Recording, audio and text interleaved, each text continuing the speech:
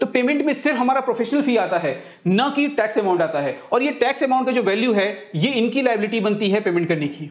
Hello friends, कैसे हैं आप सब? वेलकम टू माय चैनल एक्सक्वाटरी। मैं हूं आपका फ्रेंड एडवोकेट कैलाश और आज मैं आपके साथ एक नए टॉपिक के साथ और एक नई क्वेश्चन के साथ में आया हूं, जिसमें कि मैंने ये क्वेश्चन लिया है जो क्या जीएसटी किसी भी एडवोकेट के ऊपर एप्लीकेबल है। ये क्वेश्चन कई बार मुझसे कमेंट करके पूछा गया है, लेकिन मैं आज तक इस पे कोई वीडियो नहीं बनाया था। तो आज मैंने इस क्वेश्चन को कवर कर लिया है, जो क्या जीएसटी किसी एडवोकेट के ऊपर, किसी इंडिविजुअल एडवोकेट जो कि प्रैक्टिसिंग एडवोकेट हैं, क्या उनके ऊपर एप्लीकेबल है, या जीएसटी किसी लॉ फर्म के ऊपर एप्लीकेबल है, या कोई एलएलपी जो कि एडवोकेट्स के द्वारा बनाया गया है, क्या उनके ऊपर एप्लीकेबल है। वो सारी बातें आज इस वीडियो में मैं कवर करूंगा। साथ ही जीएसटी कब उनके ऊपर एप्लीकेबल हो जाता है और कब नहीं, ये भी क्वेश्चन का आंसर आपको इस वीडियो के अंदर मिलेगा। तो आप इस वीडियो को लास्ट तक देखें ताकि ये सारी बातें आपको समझ में आए। तो चलिए ये स्टार्ट करते हैं वीडियो को और समझते हैं इस टॉपिक के बारे में, साथ ही इससे रिलेटेड कुछ क्वेश्चन के बारे में भी। जनरली मैंने ये सारे क्वेश्चन आप लोगों के द्वारा ही कमेंट किए गए क्वेश्चन में से उठाया है। तो इसमें कुछ क्वेश्चन पूछे गए मुझसे, जिसमें कि ये है जो क्या लॉयर्स को जरूरत है जो वो जीएसटी का रजिस्ट्रेशन लें, साथ ही जीएसटी रेट क्या है उनके ऊपर एप्लीकेबल। अगर कोई लॉयर फी डिमांड करते हैं तो उनके ऊपर जीएसटी रेट क्या होगा। किसी भी लीगल सर्विसेज के ऊपर जीएसटी कब एप्लीकेबल होता है, किसी भी लीगल सर्विस के ऊपर जीएसटी एप्लीकेबल कब होता है। या फिर एक क्वेश्चन और क्या क्या है, जो कब जीएसटी की रिक्वायरमेंट है जो लॉयर उसे रजिस्टर्ड करा ले, कब रजिस्टर्ड कराने की रिक्वायरमेंट है। ये काफी सारे सिमिलर क्वेश्चन हैं जो कि कमेंट करके पूछे गए हैं, लेकिन मैंने इन सभी को इसमें कवर कर रखा है और इन सभी का आंसर आपको इस वीडियो के अंदर मिलने वाला है। अब देखिए क्या है ये जीएसटी ऑन लीगल सर्विसेज, क्या है अंडरस्टैंडिंग, इसके बारे में समझेंगे। बेसिक अंडरस्टैंडिंग समझेंगे पहले जो क्या है इसमें। तो legal services are classified under the heading 9982। ये जो आपका नंबर है 9982, ये एक एसएससी कोड है। जिस तरह से किसी भी प्रोडक्ट के लिए जीएसटी के अंदर एचएसएन कोड बनाया गया है, उसी तरीके से किसी भी सर्विस के लिए एसएससी कोड बनाया गया है। और हमारे लीगल सर्विस के लिए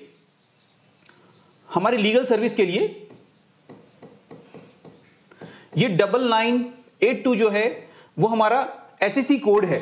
इसी के अंदर किसी भी तरीके की बिलिंग होती है तब हमें ये कोड मेंशन करना होता है। और लीगल सर्विसेज का इस कोड के अंदर जो रेट है वो है 18% का। मतलब जब भी कभी किसी भी लीगल सर्विसेज के लिए अगर जीएसटी डिमांड किया जाएगा या रिवर्स चार्ज के अकॉर्डिंग पेमेंट किया जाएगा, तो वहां पे 18% का जीएसटी पेमेंट किया जाएगा। जब हम यहां पे लीगल सर्विसेज के बारे में समझते हैं, क्योंकि ये जितनी एप्लीकेबिलिटी है वो लीगल सर्विसेज के ऊपर है, तो हमें ये भी समझने की जरूरत है जो आखिर लीगल सर्विसेज होता क्या है। तो देखिए, जब कभी भी कोई भी पर्सन, कोई भी एडवोकेट जब किसी भी पर्सन को रिप्रेजेंट कर रहा होता है किसी कोर्ट या ट्रिब्यूनल या अथॉरिटी के अंदर, तो उसे लीगल सर्विस माना गया है। साथ ही कोई लीगल कंसल्टेंसी या एडवाइस दे रहा है तो इसे भी लीगल सर्विस में काउंट किया गया है। या कोई ड्राफ्टिंग कर रहा है डॉक्यूमेंट्स की या कॉन्ट्रैक्ट की, तो इसे भी लीगल सर्विस में इंक्लूड किया गया है। अब दूसरा क्वेश्चन है हमारे पास, who is required to register under the GST. किसके लिए जीएसटी का रजिस्ट्रेशन रिक्वायर्ड है। देखिए, इसके लिए कुछ सेक्शन दिए गए हैं, सेक्शन 22, सेक्शन 24, जिसे कि सीजीएसटी एक्ट 2017 के अंदर कवर किया गया है। इसके अंदर ये मेंशन किया गया है कि किसके लिए रिक्वायरमेंट है। सेक्शन 22 सबसेक्शन 1 के अंदर ये देखा गया है लायबिलिटी किसकी बनती है रजिस्ट्रेशन करने की, उसके बारे में यहां पे बताया गया है कि जिसका एग्रीगेट टर्नओवर अगर एक्सीड कर रहा है 20 लाख से, तो उसके लिए ये रिक्वायर्ड है जो वो जीएसटी का रजिस्ट्रेशन लेंगे इस सेक्शन के अंदर। लेकिन कुछ स्टेट में से 10 लाख का भी प्रोविजन दिया गया है, जो अगर उनका ईयरली टर्नओवर जो है, ईयरली टर्नओवर 20 लाख से अगर एक्सीड हो रहा है तो उनके लिए रिक्वायर्ड है। लेकिन कुछ स्पेसिफिक कैटेगरी स्टेट हैं, जैसे कि आपका नॉर्थ ईस्ट के जितने भी स्टेट हैं, उनके लिए ये 10 लाख का ही लिमिट है। उसके बाद उनके ऊपर एप्लीकेबल हो जाएगा। अब यहां पे सेक्शन 24 सबसेक्शन 1 क्या कहता है, जो किन के लिए mandatory registration for inter state supply और सर्टेन नोटिफाइड पर्सन। मतलब वो पर्सन, देखिए यहां पे सेक्शन 24 सबसेक्शन 1 क्या कह रहा है, जो किन के लिए मैंडेटरी है। तो मैंडेटरी रजिस्ट्रेशन है उनके लिए जो कि इंटर स्टेट सप्लाई कर रहे हैं। ठीक है, जो मतलब अगर कोई भी पर्सन अगर अपना सप्लाई दे रहे हैं Haryana to Delhi,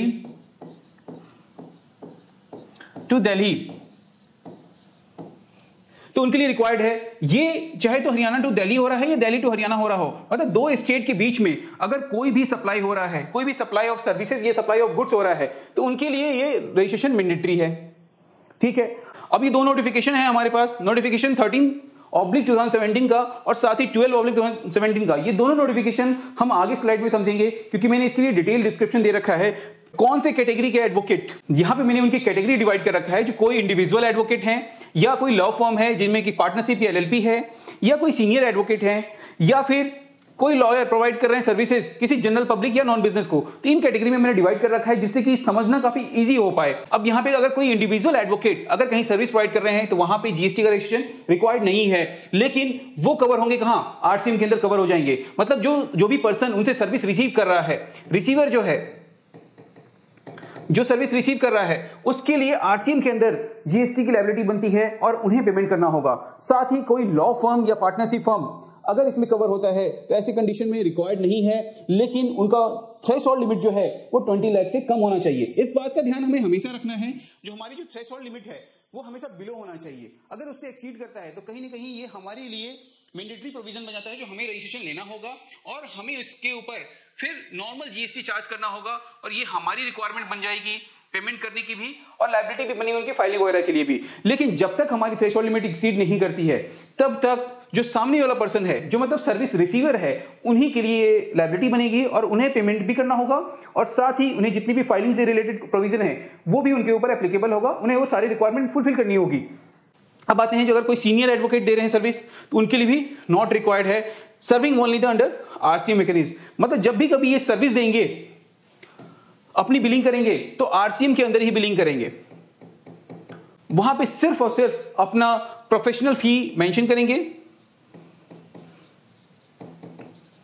professional fee mention करेंगे, जीएसटी अलग से मेंशन करेंगे जो कि आरसीएम के अंदर होगा, और वहां पे स्पेसिफिकली उन्हें वो मेंशन करना होगा कि जो भी जीएसटी अमाउंट है वो आरसीएम के अंदर आएगा और उन्हें 18% लगा करके वहां आरसीएम शो करना होगा अपने इनवॉइस के अंदर। ठीक है, अब यहां आ गया जो कोई लॉयर जनरल पब्लिक या नॉन बिजनेस को प्रोवाइड कर रहा है तो ऐसी कंडीशन में रिक्वायर्ड हो जाएगा, लेकिन वहां भी थ्रेशोल्ड लिमिट देखा जाएगा 20 लाख रुपीस का। इस थ्रेशोल्ड लिमिट को हमें हमेशा ध्यान में रखना है, क्योंकि यही एक ऐसा अमाउंट है जो कि कई बार हमें दिखने के लिए मिल रहा है, और इसी अमाउंट के एक्सीड होने के बाद अगर लॉयर रिसीव कर रहा है रिवर्स चार्ज पेमेंट तो इस कंडीशन में भी कोई रिक्वायरमेंट नहीं होगी जीएसटी रजिस्ट्रेशन की। तो ये बात हमें ध्यान में रखना है, जो जब कभी भी कोई इंडिविजुअल एडवोकेट अगर सर्विस दे रहा है तो उस समय भी नॉट रिक्वायर्ड है।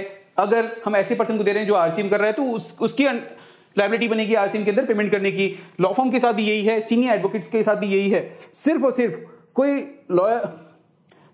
लॉयर अगर प्रोवाइड कर रहा है कोई सर्विस किसी जनरल पब्लिक को या नॉन बिजनेस को तो उस समय एप्लीकेबल होगा, लेकिन वहां भी थ्रेशोल्ड लिमिट आ गया जो अगर उनसे एक्सीड होता है तभी उनके ऊपर एप्लीकेबल होगा।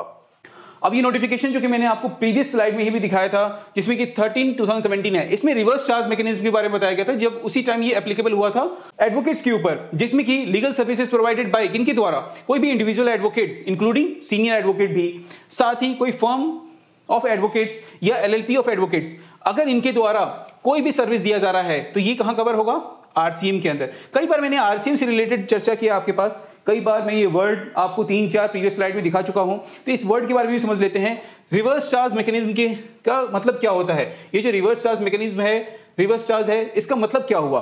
रिवर्स चार्ज का सिंपल मीनिंग आप समझ लो, जो जब कभी भी आप किसी को सर्विस दोगे, जब कभी भी आप किसी को सर्विस दोगे, सर्विस दे रहे हो,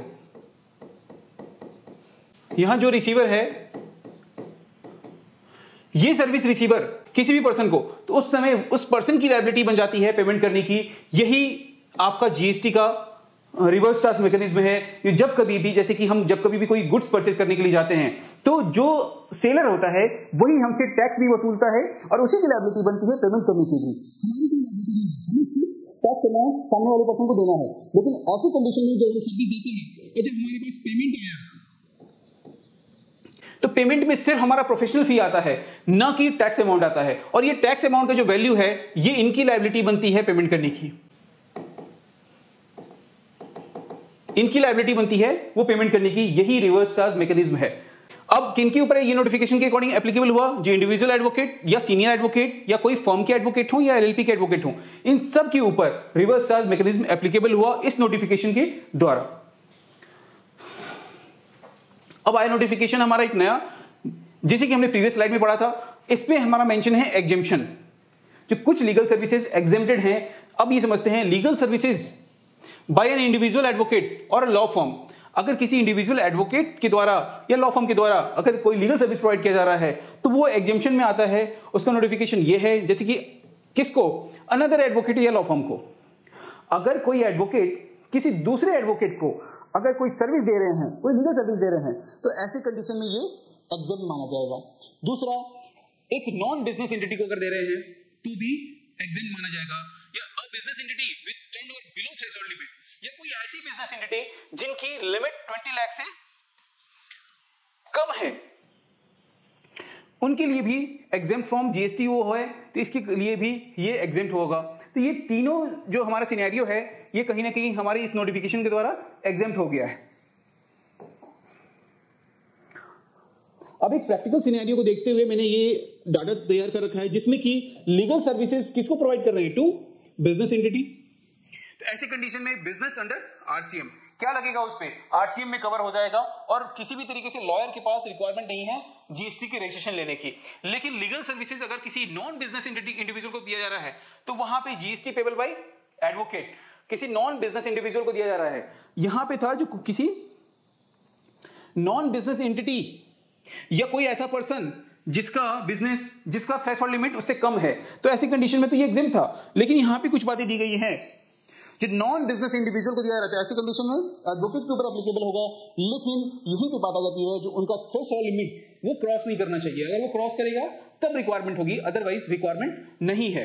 अगर किसी गवर्नमेंट डिपार्टमेंट को प्रोवाइड कर रहे हैं लीगल सर्विसेज, तो अगर ये लीगल सर्विसेज किसी गवर्नमेंट डिपार्टमेंट को प्रोवाइड कर रहे हैं, ऐसी कंडीशन में कौन लायबल होगा? एडवोकेट लायबल होंगे। और इसमें भी थ्रेशोल्ड लिमिट है, इसमें भी थ्रेशोल्ड लिमिट है। अगर ये एक्सीड होता है तभी लायबल होंगे जीएसटी के अंदर एडवोकेट, अदरवाइज लायबल नहीं होंगे। फिर आगे अगर मिक्स सर्विस दे रहे हैं, देखिए मिक्स सर्विस को मैं आपको नेक्स्ट स्लाइड में दिखाऊंगा जो कैसे मिक्स सर्विस, जैसे कि आप किसी को लीगल सर्विस भी दे रहे हो, प्लस टैक्स एडवाइस भी दे रहे हो, या टैक्स कंसल्टेंट भी हो आप। तो ऐसी कंडीशन में जब ये मिक्स सर्विस हो जाएगा, तो जो स्प्लिट रिस्पॉन्सिबिलिटी है, जो कि मतलब टैक्स से रिलेटेड जो मैटर होंगे, उसका जो पेमेंट आएगा उसके ऊपर आपका रिक्वायरमेंट बन जाता है, और वहां आपके लिए मैंडेटरी है। लेकिन उस कंडीशन में भी थ्रेशोल्ड लिमिट देखा जाएगा। तो हर कंडीशन में आपको थ्रेशोल्ड लिमिट तो देखना ही है, चाहे इंडिविजुअल है या फर्म है या एलएलपी है एडवोकेट्स की, उस कंडीशन में भी थ्रेशोल्ड लिमिट तो देखना ही है। अगर ये क्रॉस नहीं होता तो किसी भी कंडीशन में एप्लीकेबल नहीं है, लेकिन अगर ये क्रॉस हो रहा है तो कुछ कंडीशन में एप्लीकेबल हो जाता है जीएसटी। अब एडवोकेट्स के ऊपर जो जीएसटी एप्लीकेबल है, इनकी कुछ जो मैंडेटरी प्रोविजन है उसके अंदर भी एप्लीकेबल होने के चलते यहाँ पे एडवांस रूलिंग एक फाइल किया गया था, जो कि राजीव राजा के द्वारा फाइल किया गया था। इस कंडीशन में ये एडवोकेट हैं जो कि एक कंसल्टेंसी दे रहे हैं, legal consultancy non business individual को या गवर्नमेंट एजेंसी को। ये दो चीज आ गया था जिसमें कि हमारे ऊपर एप्लीकेबल हो रहा था, तो इसके लिए उन्होंने फाइल किया था। जो कोई भी नॉन बिजनेस एंटिटी जो कि कवर नहीं होता आरसीएम के अंदर, वहां एडवोकेट लायबल हो जाएंगे पेमेंट के लिए जीएसटी का, अगर उनका लिमिट थ्रेशोल्ड लिमिट क्रॉस नहीं करता है, तो वहां पे रजिस्ट्रेशन भी उनके लिए मैंडेटरी होगा। यही सेम चीज हमारा दूसरे एडवांस रूलिंग में भी, जहां की लीलावती एडवोकेट हैं, वो एक लीगल रिप्रेजेंटेशन कर रही हैं, टैक्स एडवाइजरी दे रही हैं, कंसल्टेंसी सर्विस दे रही हैं, उनके लिए भी बोला गया जो वो एग्जाम नहीं मानी जाएंगी। अगर वो मिक्स दे रही हैं तो मिक्स वाले में मैंडेटरी हो जाएगा, जो कि मैंने अभी प्रीवियस में ही हम समझे हम लोग, जो मिक्स वाले कंडीशन में के ऊपर जीएसटी एप्लीकेबल हो जाएगा और उनके लिए मैंडेटरी है। अब यहाँ पे मैं फाइनल कंक्लूजन कर रहा हूं, जिसमें कि लॉयर के ऊपर एप्लीकेबल है या नहीं है, किस बेसिस पे। If legal services are only business entity तो रजिस्ट्रेशन नॉट रिक्वायर्ड। अगर बिजनेस एंटिटी को दे रहे हैं तो नहीं रिक्वायर्ड होगा, रिवर्स चार्ज के अकॉर्डिंग दे रहे हैं तो नहीं होगा, अगर बिलो 20 लाख है तो इस कंडीशन में भी नहीं होगा। ये कुछ कंडीशन आगे जहां पे रजिस्ट्रेशन नहीं कराना। लेकिन कुछ कंडीशन जहां पे रिक्वायर्ड होता है, कब? जब नॉन बिजनेस क्लाइंट को प्रोवाइड कर रहे हैं किसी इंडिविजुअल या गवर्नमेंट को, तब एप्लीकेबल हो जाता है। या कभी टैक्स, फाइनेंशियल या कंसल्टेंसी सर्विस दे रहे हैं बिसाइड्स लीगल, तो भी उस कंडीशन में एप्लीकेबल हो जाएगा। या फिर मिक्स टैक्सेबल सप्लाई दे रहे हैं या उनका थ्रेशोल्ड लिमिट इंक्रीज कर रहा है, तो ऐसी कंडीशन में जीएसटी एडवोकेट्स के ऊपर एप्लीकेबल हो जाता है और उनके लिए मैंडेटरी हो जाता है, जो वो जीएसटी का पेमेंट करेंगे। तो ये हमें ध्यान में रखने वाली बात है। और ये हमारा कंप्लीट इंफॉर्मेशन था जीएसटी को लेकर के, जो आखिर जीएसटी एडवोकेट के ऊपर एप्लीकेबल है या नहीं है। तो ये इस वीडियो में मैंने सारा पॉइंट कवर कर लिया है। अगर फिर भी कोई कंफ्यूजन है तो आप कमेंट करके मुझसे पूछ सकते हैं। बाकी आपको ये वीडियो कैसा लगा? वीडियो अगर पसंद आए तो वीडियो को लाइक करें, चैनल को सब्सक्राइब कर लें, ताकि इस तरह की इंफॉर्मेटिव वीडियो आप तक सबसे पहले पहुंच पाए। Thank you so much. Video start करने से पहले एक ज़रूरी जानकारी, जो अगर आपको आपके लाइफ में किसी भी तरीके का कोई भी अगर कानूनी समस्या है, कोई ऐसी लीगल प्रोसीडिंग में आपको इश्यूज़ आ रहे हैं, उसका आपको सॉल्यूशन चाहिए, तो आप मेरे टीम के साथ कनेक्ट हो सकते हैं। इसके लिए मैं डिस्क्रिप्शन में आपको लिंक दे दे रहा हूँ। अब वहाँ से जाकर के मेरे साथ किसी भी सोशल मीडिया प्लेटफॉर्म पे जैसे कि यूट्यूब, इंस्टा, फेसबुक, वहाँ से आप कनेक्ट हो सकते हैं और आपकी जो भी लीगल इश्यूज़ हैं उसका सॉल्यूशन मिल सकता है।